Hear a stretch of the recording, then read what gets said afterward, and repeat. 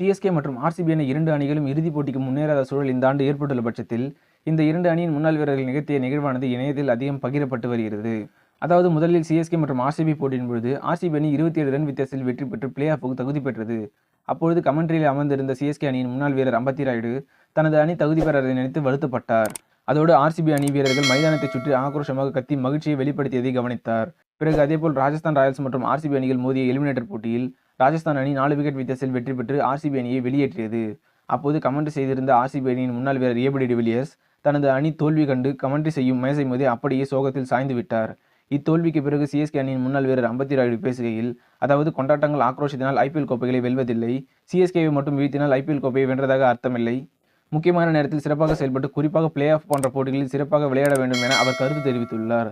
அது மட்டுமல்லாமல் அவரது இன்ஸ்டாகிராம் பக்கத்தில் சிஎஸ்கே அணி 5 முறை பட்டம் வென்ற போது அவர்கள் கொண்டாடிய வீடியோ ஒன்றை பகிர்ந்து அவர் அனுபவித்த மகிழ்ச்சியான தருணங்களை வெளிப்படுத்தியுள்ளார்.